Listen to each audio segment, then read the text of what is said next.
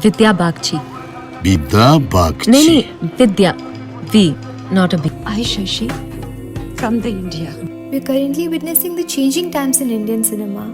Unlike not so long back, now we no longer need a male star to drive people to the screens. Female-oriented films have transformed from a niche genre to the mainstream. While we talk about this major shift in narrative, we cannot not mention the women who laid the ground for this change. In this Feminist Archive video, let's have a look at the glorious women on and off screen that changed the trajectory of Indian cinema. Women telling women's stories is quite rampant these days. Be it the billion grosser Barbie led by Greta Gerwig or the recent Sushi Talati's Girls Will Be Girls, we are definitely fortunate to witness some of the most stunning films driven by women. But do you know where it all started? Let's rewind a little. It is the 1900s when it all began. Remember, right now the Indian cinema consists of just men, to a point where even female roles are played by men. Now let's see the women who rose from this male-dominated industry. First we have Fatima Begum, the first female director in Indian cinema.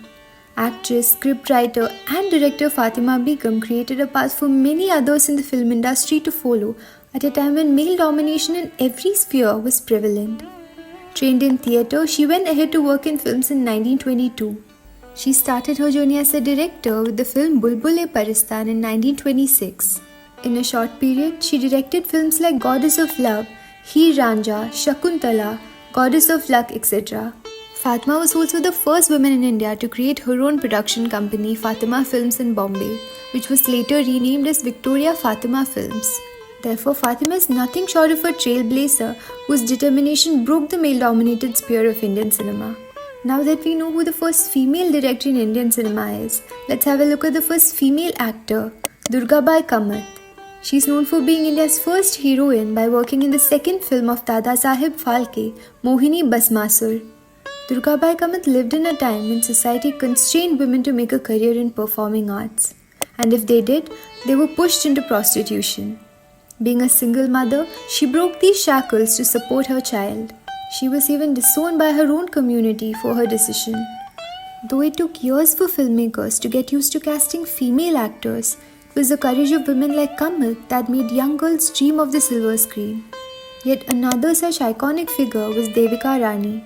Widely regarded as the first lady of Indian cinema, Devika Rani co-founded Bombay Talkies in 1934 alongside her husband. She fought against society both professionally and personally. Kishwar Desai, in The Longest Kiss, The Life and Times of Devika Rani, describes her as a rebellious and unusually talented and beautiful woman, a great actress and studio head who changed the course of Indian cinema in many ways despite her intense personal suffering.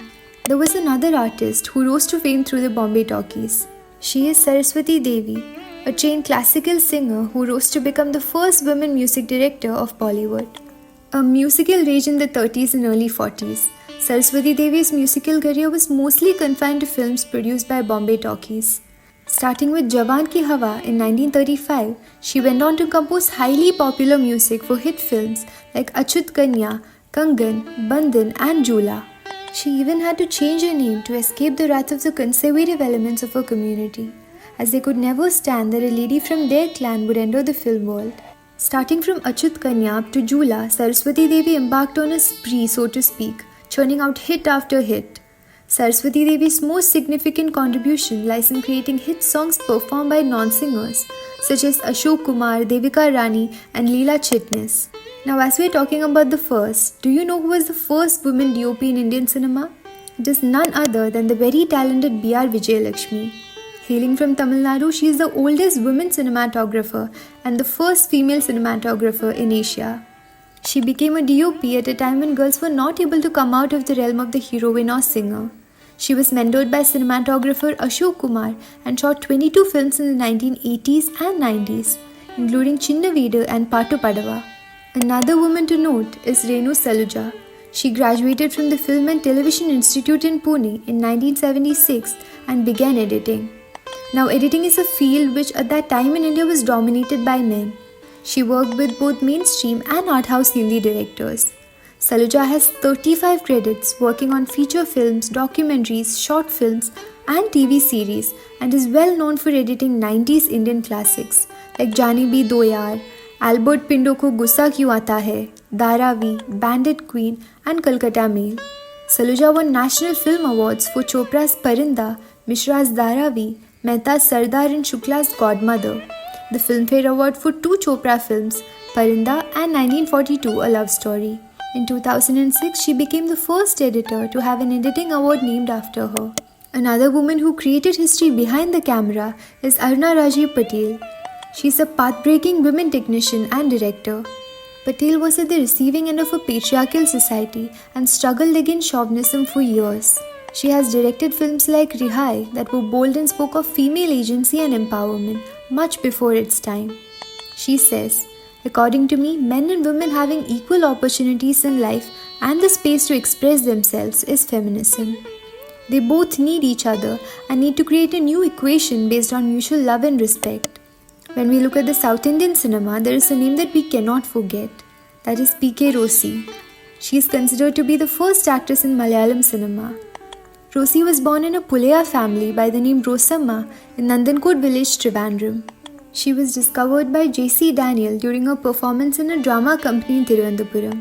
Following this, she became the first leading lady in Malayalam cinema through her role in the silent film Vigada Kumaran in 1928. It was a courageous step against male upper caste hegemony for a Dalit woman to play a leading role as an upper caste Nair woman and be recognized as an artist. The audience couldn't fathom the fact that a Dalit woman was playing the role of an upper caste woman and also that she was performing romantic scenes with another man. She has done the unthinkable. She carved for herself a space that was strictly closed for women to penetrate into.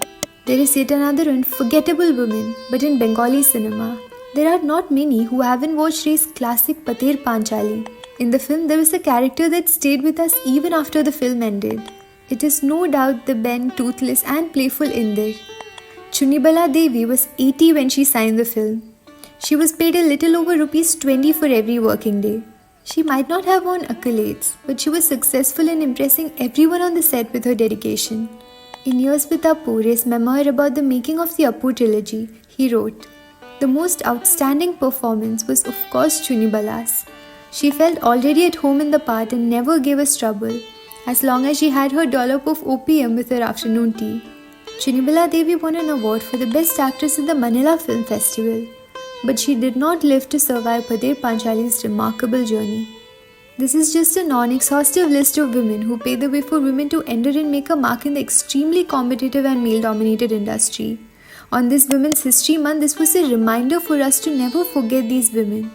Without them, cinema would never have been what it is now. In the comments below, tell us your favorite female icons from Indian cinema. Let's keep the list going. Thank you for watching this video. If this was helpful, do like, share and subscribe to our YouTube channel. See you in the next video.